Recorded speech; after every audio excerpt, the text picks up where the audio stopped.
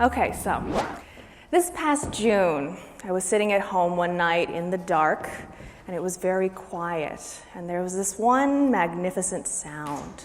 There were two laptops sitting next to me. One was a dusty old MacBook Air, and the other one was a borrowed MacBook Pro.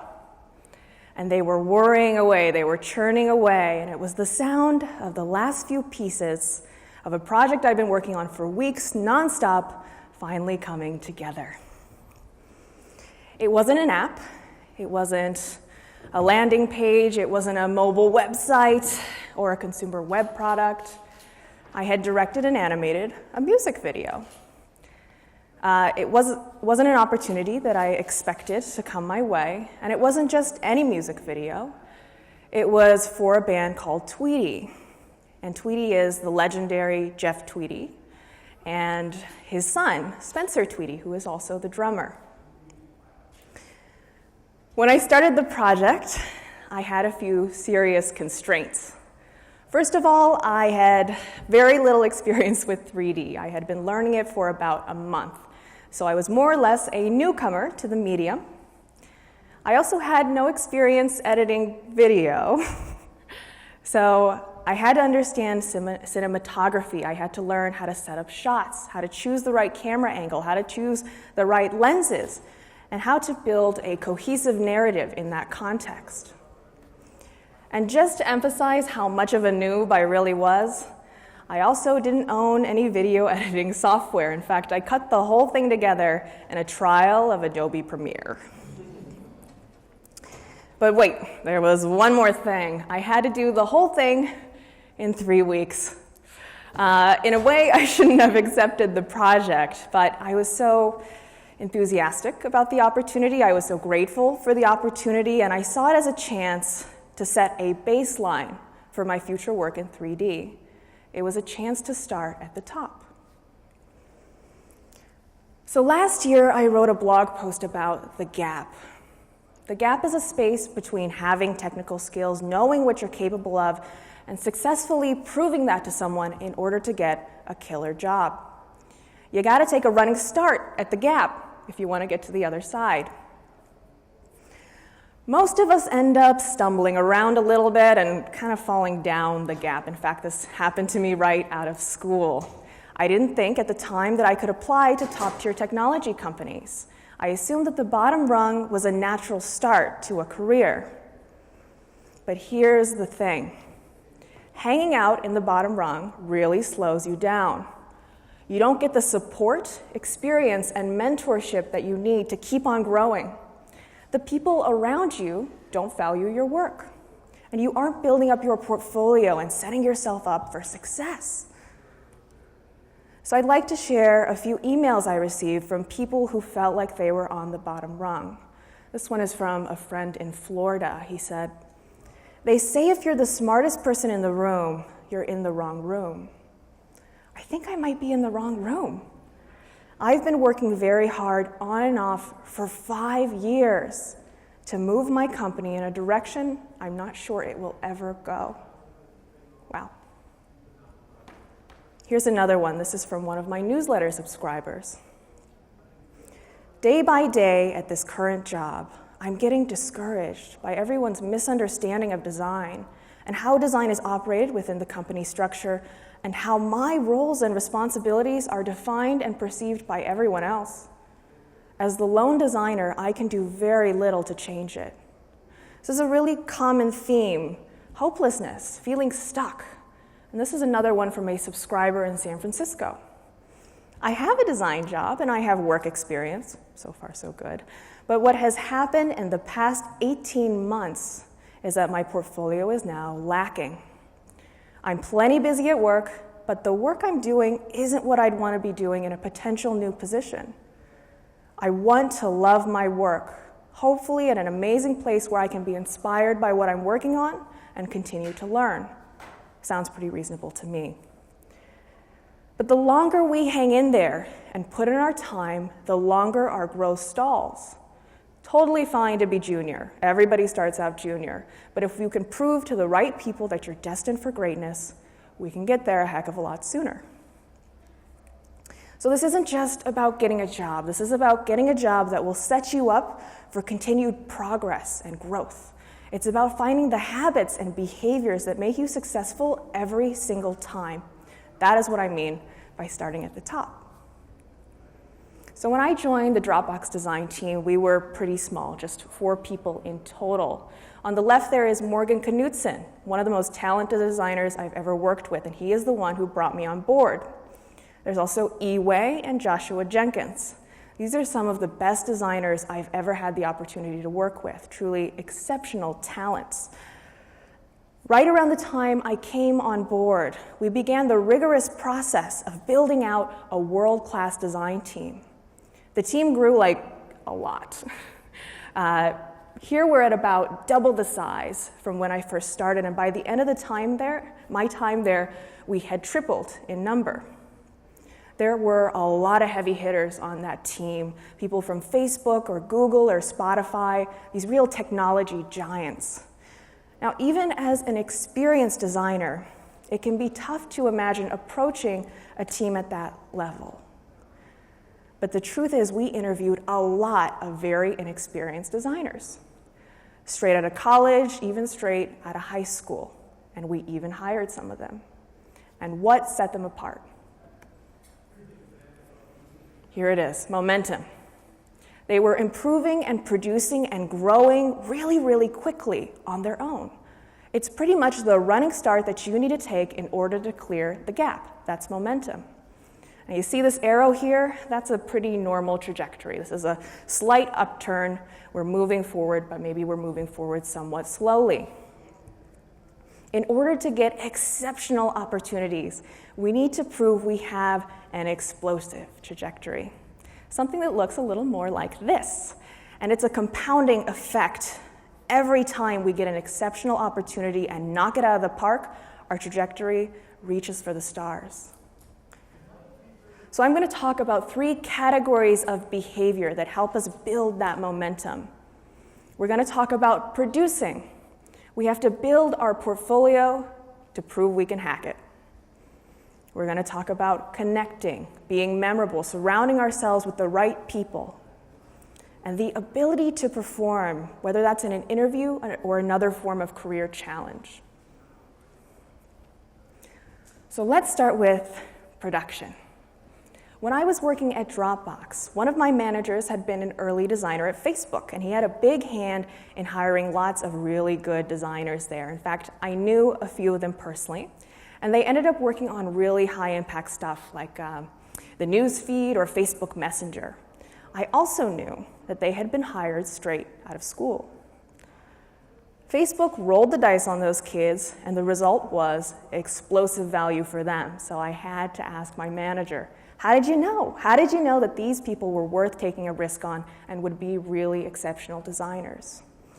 And he started off by saying just one word: prolificness.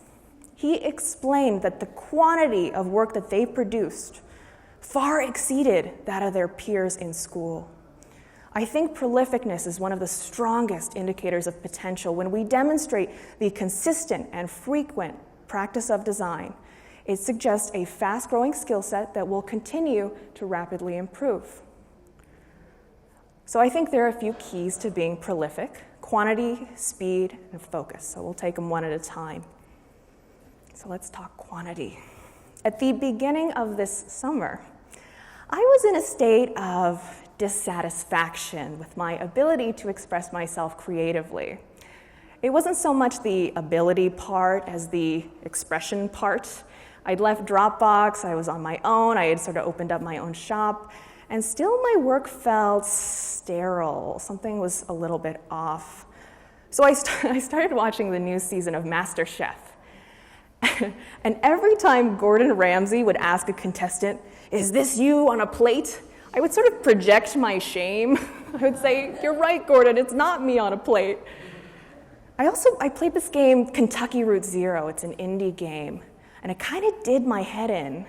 And True Detective came out around that time, and it sort of blew my mind, freaking destroyed me. I couldn't get my head around that level of narrative command. And that's what I was missing, you know? It was the atmosphere and the character and the story. the stuff that made my imagination go wild. So here is an example of quantity. We're scrolling through the artwork I've produced so far this year. This doesn't include anything from my main gig, which is product and web stuff. It's mostly 3D illustration and GIF art. By the time Tweety came a-knockin' in June, I had way more than a portfolio's worth of work. In fact, I made my first ever GIF back in April. It was something so simple, but something inside me started to stir, and I started to produce a lot. Now, quantity doesn't mean a whole lot without speed. The time between making my first animation and making that music video was 1 month. A lot of people noticed that I was producing really fast. You see that question at the bottom, how did you learn so fast? I love little X's on the eyes. This one came from Tumblr, and I gotta say, I was asked this in about 1 million different ways. So good thing I got an answer for you. I have a high-level design strategy, wouldn't you know it, that I tend to apply to just about everything. Whether I'm learning a new skill, producing a lot of work, or building a product, structuring my approach helps me move really, really quickly. So let's break it on down. Step 1, go wide. This is all about getting a lay of the land. If I'm trying to build a product, I need to understand the problem to arrive at a good solution. If I'm trying to learn something, I need an overview to understand the possibilities. If I'm speed painting, I need to rough out the subject before I can start painting in the details. Now, as it so happens, I love speed painting, so let's use that as an example. This is the beginning of a portrait of Lee Pace. He's an actor. So I'm going wide here, just sort of roughing out the foundation, seeing where the face goes, and getting started. This is about where I stopped filling in details. It's a little bit ghostly, perhaps, but that's where I land. And then I need to prioritize. The purpose of getting the lay of the land is so that you can prioritize what to do next. Anytime you want to move fast, prioritization has to be part of your process. There's no way around it. You work on the high-impact stuff, and then you get to the other stuff later. So, what's important here? Well, we should probably start by giving this poor man a face. Get rid of all this ghostly situation over here. And the hair is also going to help a lot, but not as much as the face. That's what makes it human. That's what makes it recognizable. It's the highest impact part of a portrait. So we'll say face first, hair second, and clothes third. Clothes, not a big deal. I could maybe block that in with a single color. I could cut it out entirely. It wouldn't really make a huge difference in terms of the overall impact and value that we're getting out of these separate parts of the painting. So our final step is going deep. That just means getting it done. We start knocking things out in order of priority. So let's give Lee Pace a face, a little Pace face. Got a little stubble going, that is necessary. Good hair, check. And since I was running out of time, I just kind of cleaned up the background and let it ride. So there isn't much going on with the jacket, but hey, that's okay. The important stuff is done, and Lee is looking fly. So that's the process. You go wide, prioritize, and then go deep and repeat as many times as necessary. Now here's the last piece, focus. I have a technique I use called second shift. It's basically my method for generating time and motivation to make things. So there are 3 key components. 1, my practice has to be chained on another activity that I do regularly. So, for example, I tend to work every weekday. I do paid work on weekdays. So I tend to chain my second shift at the end of that day. It might end early, it might end late, but no matter what, the end of the workday becomes my trigger for that practice time. 2, I have to give myself work that's small enough that I don't dread it or procrastinate it. These tend to be my issues when it comes to motivation. So always have a goal for the session that's like totally achievable. What I do is I focus on completing bite-sized assignments. So here are a couple examples. These are 2-second looping animations. Each one of these really helped me deep dive on a feature of Cinema 4D, which is a 3D application I was using or I have been learning. On the left, I'm exploring volumetric lighting. That's that foggy, thick quality that you see in the light. And on the right, I'm exploring noise on a plane. Those are those waves that you see in the water-like plane below. So number 3, finally, your work also has to be meaningful, something that you've infused with thought and purpose. When you complete a bite-sized assignment, you should gain more energy and feel propelled forward to do even more. That's the payoff. So here's one more example, and this one is a bit of a love letter to my old neighborhood in San Francisco. Every day I would get up and walk down the street to get coffee, and I would pass a parking garage. And I passed it so many times that I started to see the beauty and the symmetry and the repetition and the patterns that were on the garage. So even though this was just for practice, I was seeking to stylize something that had personal meaning. This was a longer project. It was a little more involved because there's quite a bit of modeling and some lighting trickery going on. But the emotional element is what propelled me forward. So here's a recap on production. 1, produce a lot of work.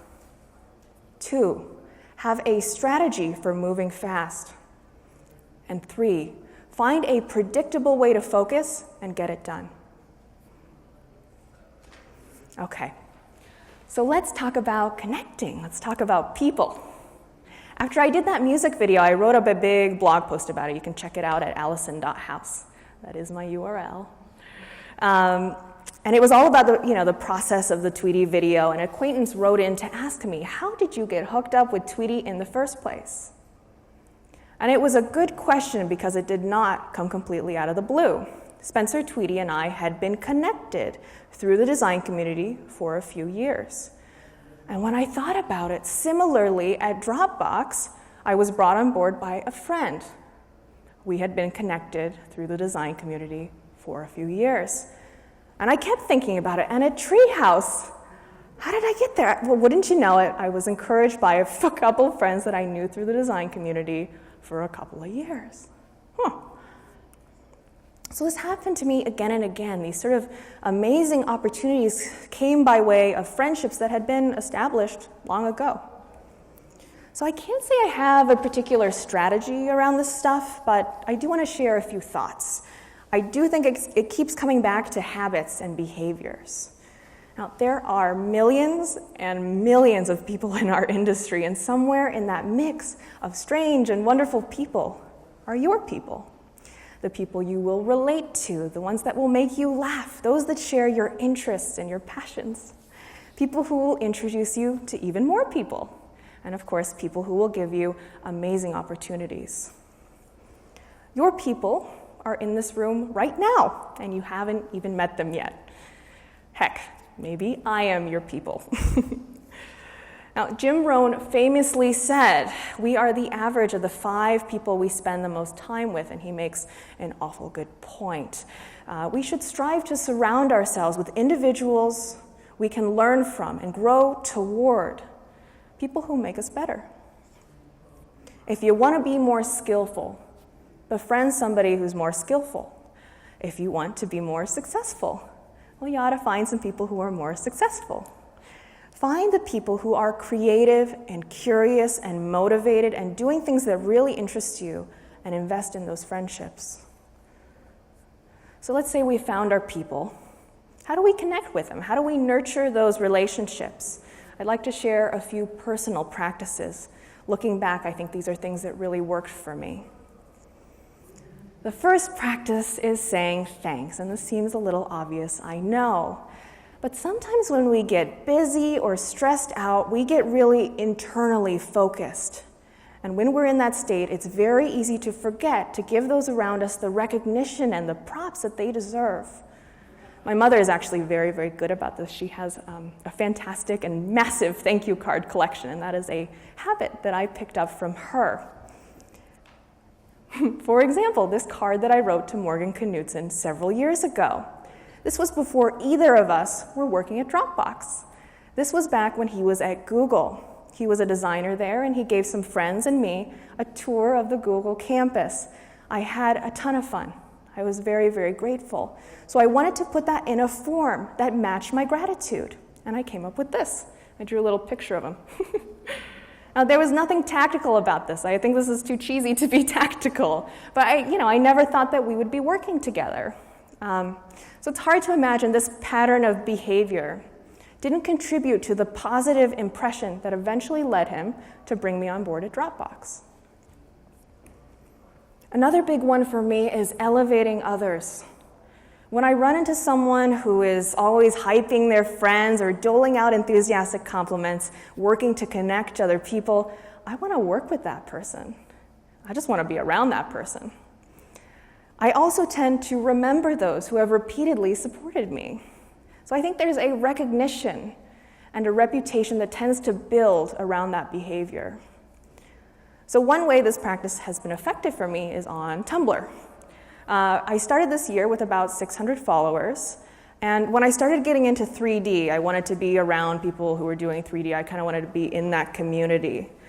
So GIF art, 3D art, these were things I was very interested in, but not particularly competent at. So even as my skills improved, I faced that sort of classic dilemma where I was getting good, but nobody was really looking. I was kind of stuck at 600 followers, and every time I shared a new piece, it felt like a flop. I tried not to worry about it too much and focused on creating great stuff, but also supporting other members of the community, promoting other people's work, trying to connect with them on that thing that we had in common. And eventually, I made some very interesting friends. And some of those friends were kind enough to promote my work. 4 months later, through a combination of being a good community member and doing good work, I have over 5,000 followers on Tumblr. Not bad, right? And I know among those people, there are even more smart and creative and art-loving people to get to know. So here's the last one. Going above and beyond when somebody asks you for help.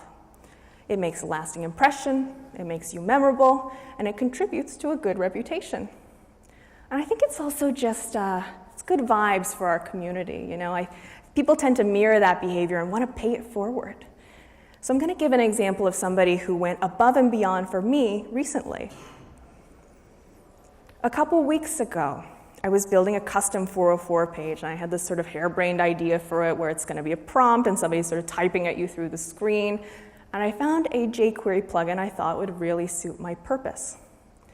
But I ran into some trouble with it right away. So I ended up tweeting the maintainer, I'm tweeting at Matt here, asking him for some help. I tried to be good about it and show him some code and show him an actual picture of what was happening. And it was a Saturday night, so I didn't expect to hear back from him anytime soon, but I did. He responded to me right away and said that he would get on it. By Sunday night, it was totally fixed. This guy is awesome. I was so thrilled, so impressed. I mean, it meant a lot to me to be able to move forward with my weekend art project, right? That's above and beyond. And I was happy. So what do I do when I'm happy? I tweet about it. I told the world, I tweeted about his plugin. I talked about how great he was. And incidentally, I have 10,000 followers, so that was a pretty good signal boost for him. Nobody's being tactical, nobody has an angle. It's just two people being really generous with each other. So I ended up finishing the 404 page. This is it. So we can watch it for a second. But this is all HTML and CSS, aside from Matt's plugin.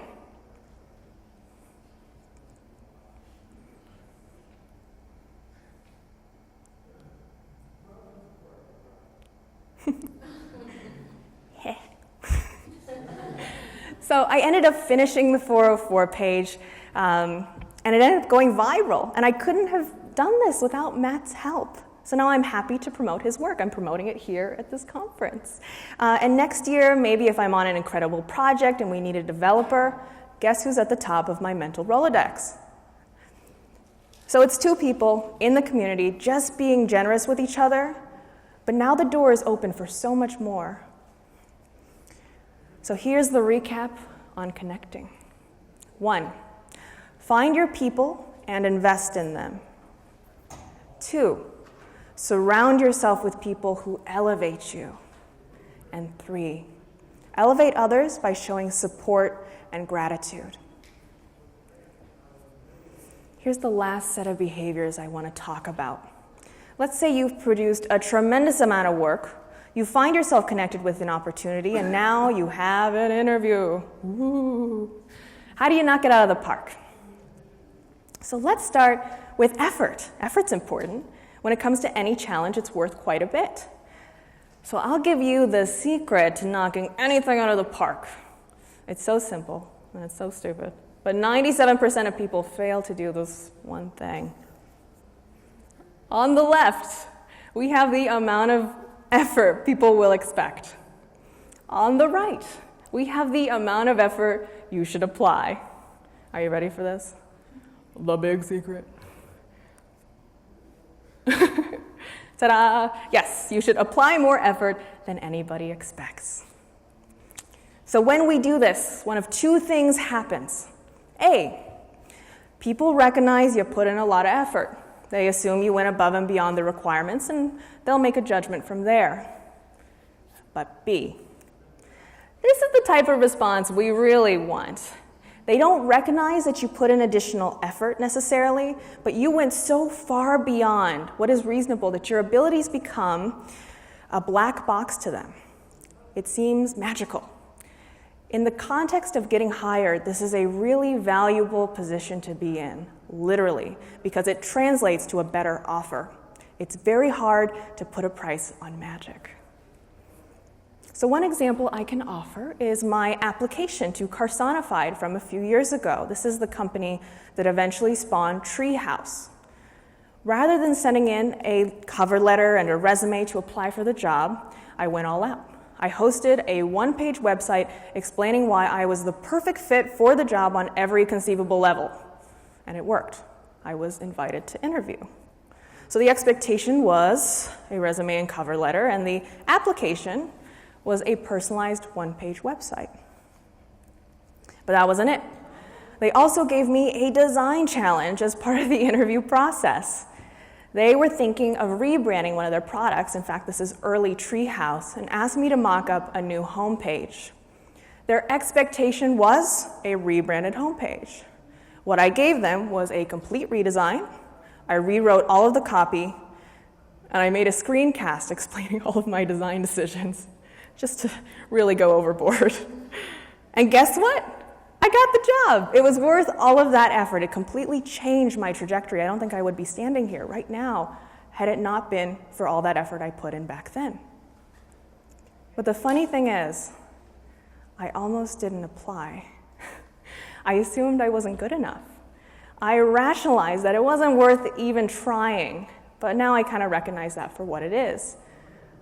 I thought I wasn't worth it. Had my friends not encouraged me at the last minute, I would have let that career-changing opportunity sail on by.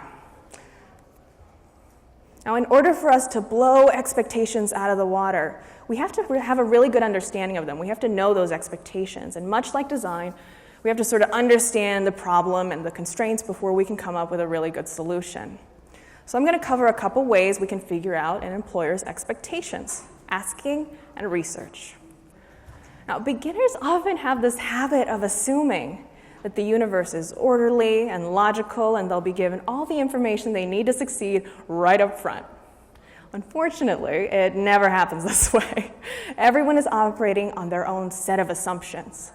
So there's always going to be a gap between what you assume and what they assume, and it's your responsibility to fill in that gap. So let me give you an example. When I was scheduled for an interview at Dropbox, I was given a list of events that I could expect for my interview day. The first thing that was listed was a portfolio presentation. I'd never done a presentation like that, but I think I could have hacked something together based on the description. But since I wanted to exceed expectations, I started asking a whole lot of questions. And wouldn't you know it, I got a whole lot of answers. Here's what I found out. I'd need to prepare a full hour of material. Okay, that's really good to know. That means I need to start prepping for this thing now and not later, right? It'd be in a 12-person meeting room. So when I'm rehearsing, that's good to know too, because I need to practice projecting and not sort of do this in the mirror. And I'd be on a high gamma projector. Yeah, that's also good to know. It means I need to make my slides really high contrast so people way in the back of this 12-person meeting room can see what I'm talking about. Very good information, but here's the big one. One more thing. The founder is going to be there. The founder is going to be sitting on the presentation. That's really freaking good to know, because his impression of me could make or break the entire interview day. So that's way more information than I originally had, right? I was able to come very prepared and knock it out of the park. So ask a lot of what and who questions. What are you looking for in an ideal candidate? What should I expect in this interview? Who will I be meeting with? Don't tell people you're going to look them up, but you ought to look them up. Figure out what positions those people hold, figure out what they value, and figure out what they expect from you. Now, here's another simple question that you can ask. How should I prepare for this? Whenever a candidate has asked me this, I always end up giving out really good advice. It forces me to imagine the best candidates I've ever interviewed and unpack the high points of their performance. In addition to asking questions, you should also do a little bit of research, and there's many possible avenues for this. You can check out their press, you can look at the company website, but I would also recommend checking out Glassdoor. This is glassdoor.com. This is a really valuable research tool when you're preparing for an interview. If you're not familiar with this website, it collects work experiences, interview experiences, and salary information. That's a big one, about specific companies. It's a great way to find out if you're being made a fair offer and to get a feel for the interview process before you even arrive. You can also Google up the people that you're interviewing with just to get some background. You don't have to get weird with it, but get an idea of who they are and where they're coming from. There may even be a common interest that you can bring up. I found out the founder of Carsonified was a really big Star Wars fan. And it turns out I'm a really big Star Wars fan. So when I applied, I put in this funny little Easter egg. Lastly, you gotta practice. One of the most difficult parts of an interview is turning up answers on the spot. This is difficult for everybody. It's a lot of pressure, but you're being evaluated on that performance. Employers can only see who you have the capacity to become if you speak precisely and passionately about your intent. It's too risky not to rehearse. So ask what to expect and come outrageously prepared. Put more effort into nailing it than anyone would reasonably expect. When you're just starting out, that's the only way to make it look easy. So let's recap. We talked about 1, putting in more effort than anyone would reasonably expect. 2, understanding the expectations so we can blow them out of the water. And 3, the power of relentless practice. So there we go. That's our running start. That's how we build momentum and skip the bottom rung. The things we need in our careers will keep on changing, but I believe that these methods will help us keep flinging ourselves in the right direction. But there's one last thing I want to talk about, and that's why. Why do we expose ourselves to the possibility of critique or of failure? I think it's very easy for us to dissuade ourselves from taking risks. But those risks are what make it a triumph to succeed. We can't let fear or complacency stop us from doing the things that will make us great. So I'll leave you with a reminder. You are smart. You are talented. And you deserve good things. So go get them. Thank you.